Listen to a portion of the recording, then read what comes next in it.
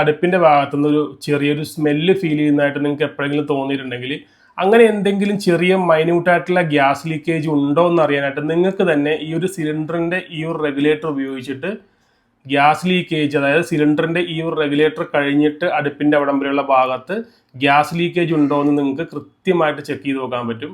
എങ്ങനെയാണെന്ന് ഞാനൊരു സിമ്പിൾ ടിപ്പായിട്ട് ഞാൻ കാണിച്ചു തരാം. നിങ്ങളെല്ലാവരും ഇതൊന്ന് വീടുകളിലും ചെയ്തു നോക്കിയാൽ നിങ്ങൾക്ക് സേഫ്റ്റി ആയിട്ട് ഗ്യാസ് സിലിണ്ടറിനെ പേടിക്കേണ്ട, ഗ്യാസ് ലീക്കേജും പേടിക്കാതെ സേഫായിട്ട് നിങ്ങൾക്ക് അടുപ്പ് എത്തിക്കുക. അതെങ്ങനെയാണെന്ന് ഞാൻ ജസ്റ്റ് നിങ്ങളൊന്ന് കാണിച്ചു തരാം.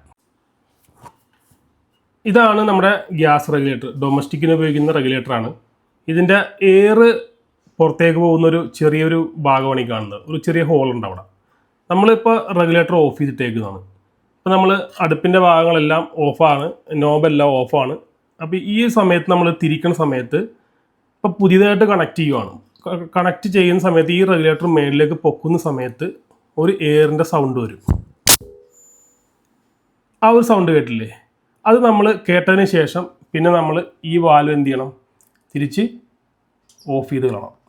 ഓഫ് ചെയ്ത് കളഞ്ഞിട്ട് ഒരു മിനിറ്റോളം അങ്ങനെ വെച്ചേക്കണം. 1 മിനിറ്റ് അങ്ങനെ ഓഫ് ചെയ്ത് വെച്ചതിന് ശേഷം നമ്മൾ വീണ്ടും അത് തിരിച്ച് ഓപ്പൺ ആക്കി നോക്കണം. അപ്പോൾ ഇങ്ങനെ തിരിച്ച് ഇതുപോലെ ഓണാക്കി നോക്കുമ്പോൾ